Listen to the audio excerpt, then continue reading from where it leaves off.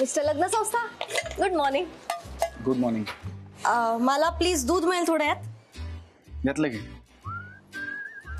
Cool. Actually मावशी नाहीये ना इथे, आणि प्लस हितेनला पण ते सकाळी सकाळी चहा लागतो, सो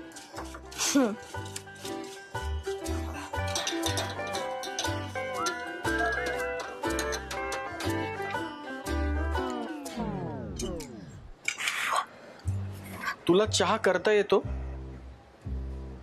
ऍक्च्युली नाही, म्हणजे मला वरती ठेव, वरती ठेव. का? म्हणजे मला रोज कॉफी प्यायची सवय ना, सो कॉफी छान येते. पण मी माझा करतोय, तुमचा पण वाढवतो. ऍक्च्युली माझ्या खोलीत बेसिक सेटअप वगैरे आहेच आहे, सो शिकीन आता हळूहळू. बट थँक्स मिस्टर लग्न संस्था.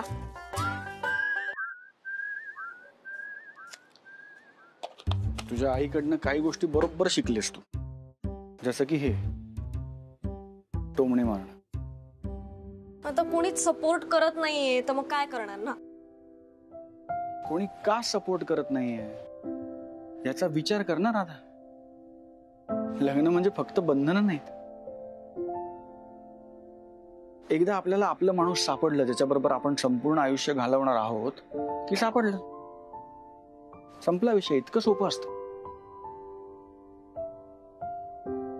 उगाचच त्याला नाईलाज, तडजोड, बंधनं अशी नावं देऊन मोठं करतात लोक. हो, कारण त्याच माणसाशी पटेल याची काय खात्री आहे? खात्री कशाची आहे राधा? हा चहा चांगला होईल याची खात्री आहे? अंदाज आहे ना. खात्री कशाचीच नसते आयुष्यात. आणि भांडणाचं म्हणतेस तर आई वडील, बहीण भाऊ, नातेवाईक, अगदी मित्र, त्यांच्याबरोबर भांडत नाहीस? भांडतो ना, पण जुळवून घेतो.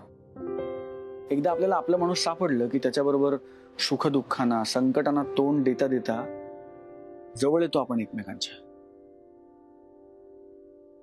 सहवास वाढत जातो आणि मग सवय होत आहे. किंवा ममाचं झालं तसं होतं.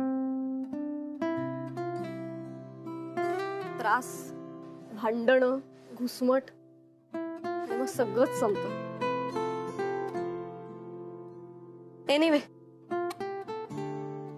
आय एम ग्लॅड की माझी मम्मा अगदीच एकटी पडण्यापेक्षा तू तिचा मित्र आहेस.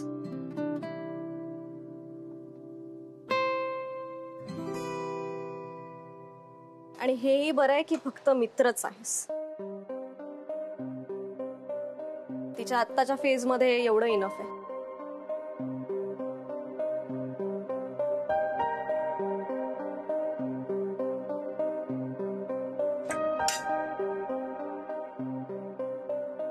थँक्यू.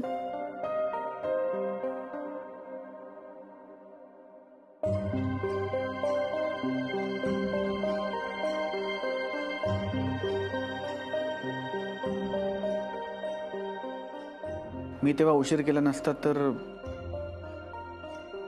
तर आज किती वेगळं चित्र असलं असतं नाही मिस अनामिका?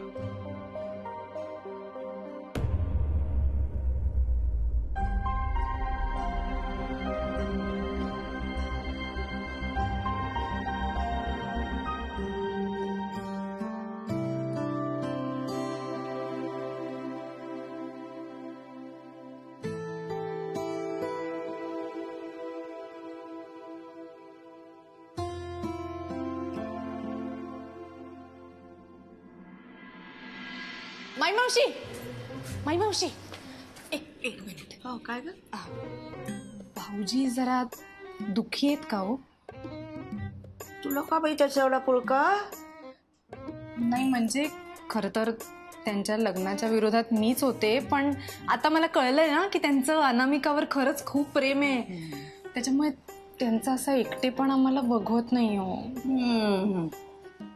जा तू तुझ्या कामाला लाग. म्हणजे कसं आहे ना, सौरभ पासून 4 हात लांब असलेलीच बरी हो तू. अहो एक मिनिट ऐका माझं ऐका. म्हणजे मी काय म्हणते, आता भाऊजींनी त्यांच्या परीने प्रयत्न करून झाले, ते काही सफल झाले नाही. पण कुटुंब म्हणून आपली सुद्धा काहीतरी जबाबदारी आहे ना, प्रयत्न करायची. काय आहे तुझ्या मनात? ओ, मी मगाचपासून बघतीये तुम्ही असं तिरकं का बोलताय हो माझ्याशी? मी जे काय सांगते ते मनापासून सांगते ना. बरं बाई, मी सुद्धा मनापासून ऐकते. काय आहे तुझ्या डोक्यात? हा, तर मी काय म्हणतेय, मला असं वाटतं की आपण जर दीक्षितांच्या घरी रितसर मागणी घेऊन गेलो तर, म्हणजे आता आपल्याला माहितीये ना की भाऊजींचं अनामिकावर खूप प्रेम आहे, त्यांना अनामिकाशी लग्न करायचंय, 22 वर्ष थांबलेत ते अनामिकासाठी. मग आता कुटुंब म्हणून आपण काहीतरी हातभार नको का लावायला? आणि कसं आहे, आता अनामिकाला सुद्धा तुम्ही खूप आवडता ना, त्याच्यामुळे तुम्ही जर का मागणी घेऊन गेलात तर ती नाही म्हणू शकणार नाही आणि मी नाही उत्तर देणार असंही करू शकणार नाही. आणि आपण रितसर करायचं सगळं, म्हणजे साडी, ब्लाउज पीस, मग नारळ, हे सगळं घेऊन जायचं, अगदी पटवर्धनांना शोभेल असं. आणि आपण अनामिकाला आणि रमाजीला द्यायचं सगळं, त्यांना समोरासमोर बसवायचं आणि सगळी बोलणी करायची, अगदी रितसर. कल्पना तशी चांगली आहे. बघूया काही होतंय का. मी आलेच, जरा सगळं आवरून येते. हा चालेल चालेल, मी सगळी तयारी करून ठेवते. हा मग तुझ्या चुकांचं प्रायश्चित्त तू घेऊनच राहणार असं दिसतं.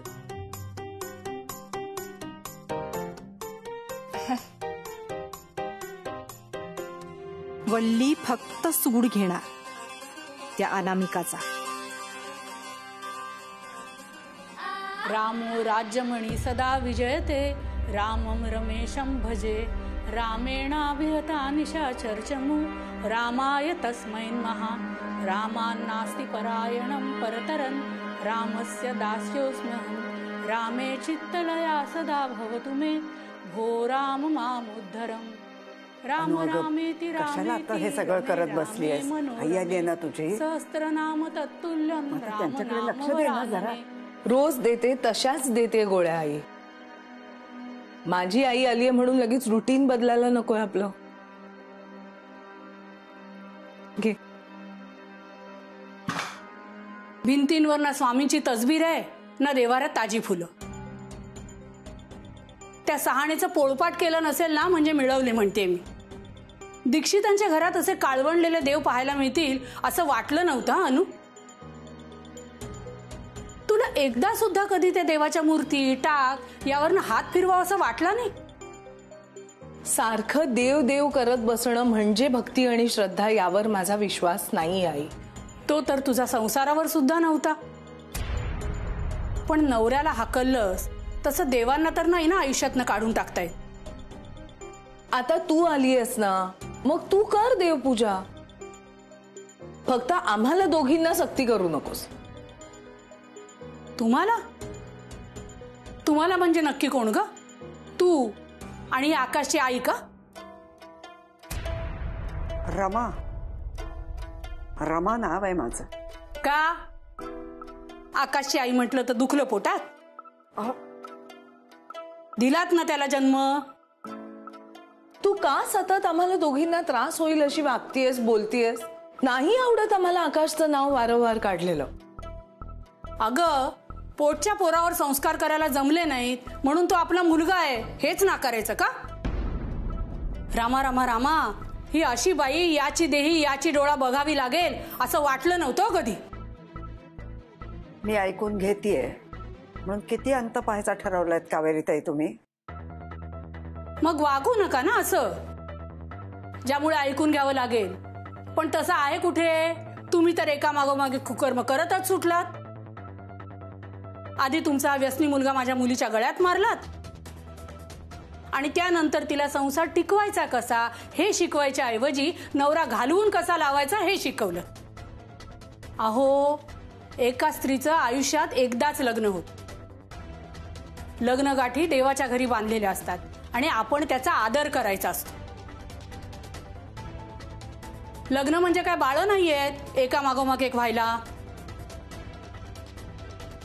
आणि तू ग तो नवरा टिकवायचा सोडून ही सासू टिकवलीस तू. गेली 20 वर्ष वेताळासारखी मानगुटीवर बसलीये तुझ्या.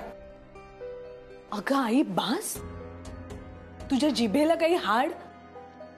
कशी बोलतीयस तू? अगं बाई, माझ्या जिभेचं कसलं कौतुक ग?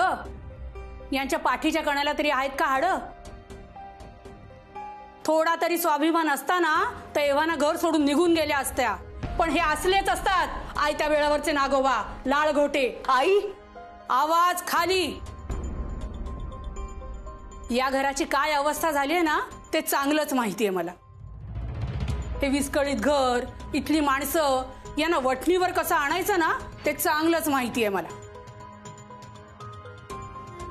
लिमये वकिलांच्या घरी त्यांच्या भाच्याला भेटले मी.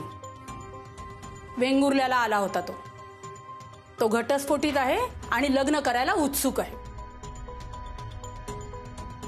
त्याची आई आणि वहिनी आज पुण्यात येणार आहे. तर आज ऑफिसला जायचं नाही हे कामापेक्षा अधिक महत्वाचं आहे. एकट्या बाईच्या आयुष्याला काहीही अर्थ नाही. तिच्या आयुष्यात पुरुष हा हवाच. तर त्यांना भेट आणि लगेच होकार कळवून टाक. पण लग्न तर एकदाच होतं ना. आणि माझी लग्नगाठ तर आधीच बांधलीये देवाघरी, ती सुद्धा आकाश बरोबर. मग आता या नवीन पुरुषाला कशी भेटू मी? तुझं हे वाबरट आणि अगोचर बोलणं थांबव आधी. जे योग्य आहे तेच करते मी. उगाच नको त्या संगतीत येऊन तू तुझं आयुष्य वाया घालवलेलं चालणार नाहीये मला. त्याला भेट आणि होकार कळवून टाक. घरातली अडगळ उंबराबाहेर फेकायचा हाच एक मार्ग आहे.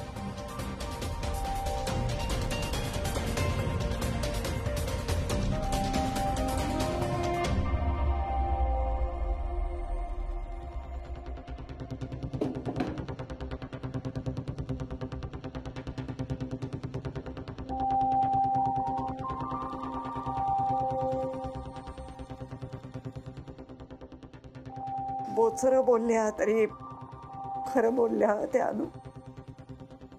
माझ्या स्वार्थासाठी मी तुझं आकाश बरोबर लग्न लावून दिलं.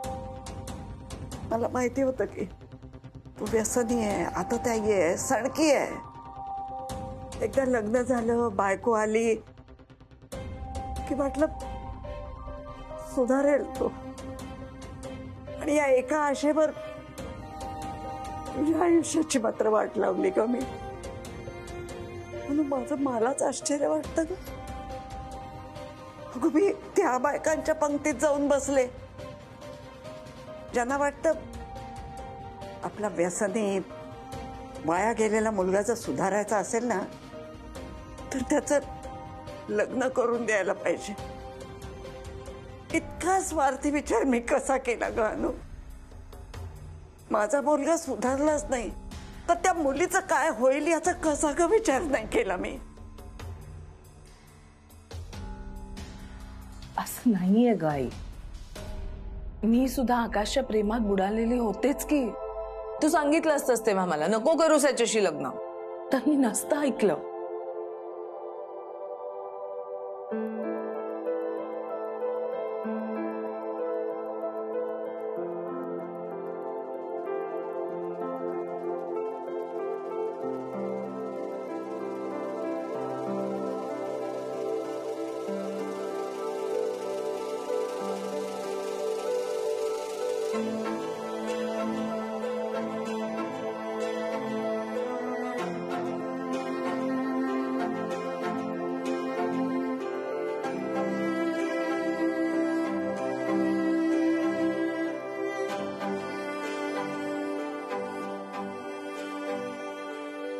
अनु, परत एकदा संसारात पडणार असेल ना तर विचार करून पड. कुठलीही तडजोड करू नकोस. अगं आनंदी होण्याचा हक्क आहे तुझा. आणि तो तुला मिळण्यासाठी मी पूर्ण प्रयत्न करेन. हवी ती मदत करीन तुला.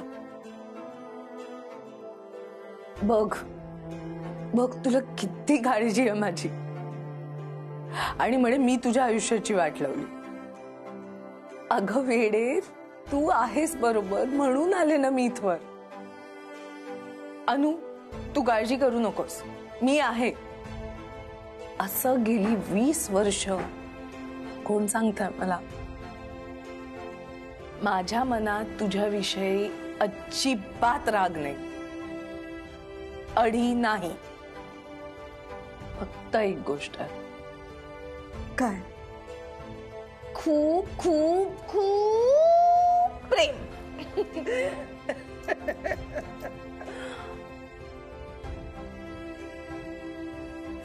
अनु, अनु तू जा ऑफिसला.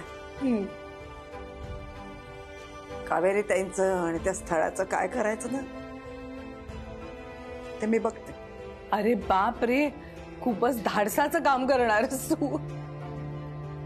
चला मी निघते, हे संपवा. अनु, तू फक्त पट्ट्याचा आणि फक्त पट्ट्याचाच विचार कर, कारण तोच फक्त तुझ्या आयुष्यात आनंद घेऊन येणार आहे.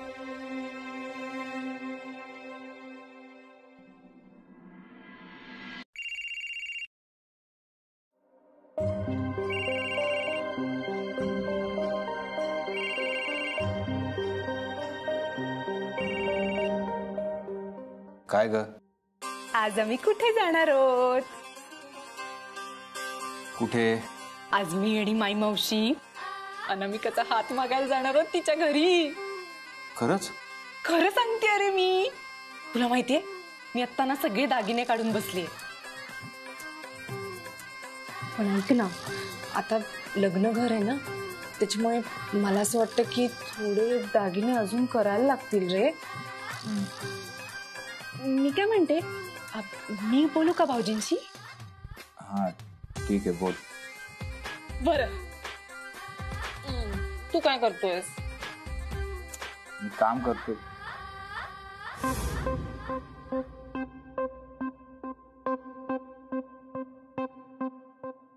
मी करतो तुला कॉल नंतर.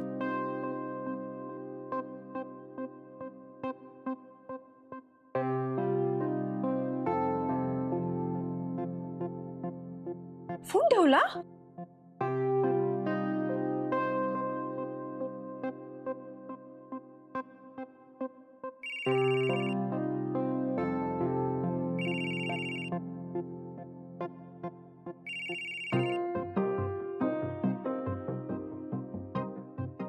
परत कट केला.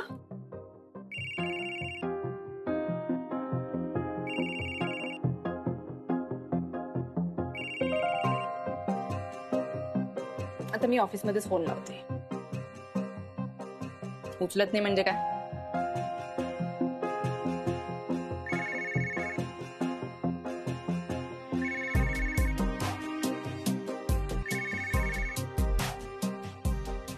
हॅलो, मी सचिन सरांची बायको बोलतेय. मला त्यांच्याशी जरा बोलायचंय, फोन द्या. सचिन कामात आहे का? अर्जंट आहे का? अर्जंट कामासाठी फोन करेन किंवा गुलगुल गप्पा मारण्यासाठी फोन करेन. तुला काय आहे? दे फोन लवकर. हे ऑफिस आहे, लोक ते कामं करायला येतात. काम करत असताना घरच्यांनी विनाकारण त्रास दिलेला मला आवडत नाही. एक मिनिट, हे सगळं मला सांगणारी तू कोण आहेस ग? आधी नीट बोलायला शिक. तू बाई माझा फोन कट करते.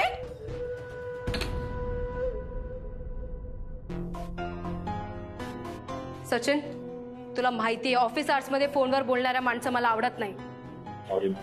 हे असं परत परत होणार असेल तर सॉरी. तू तुझा कामात चांगला म्हणून सोडते. हे घे, डाग लगेच निघते, मेहनत कमी होईल. Thank you ma'am. थँक्यू तर तुला मला फोनसाठी बोलायला पाहिजे. म्हणजे? तुला तुझ्या बायकोपासून वाचवल्याबद्दल.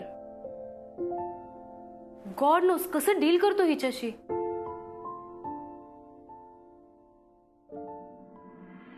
अहो आकाशची आई अशी कशी गेली ती ऑफिसला?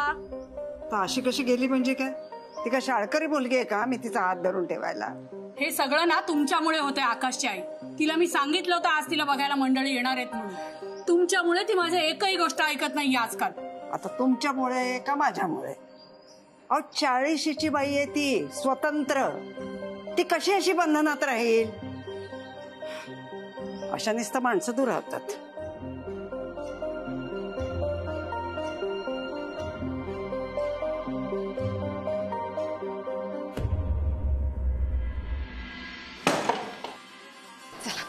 अगं बाई, पत्रिका घेतली का भाऊजींची? हो घेतली. घेतली. हो.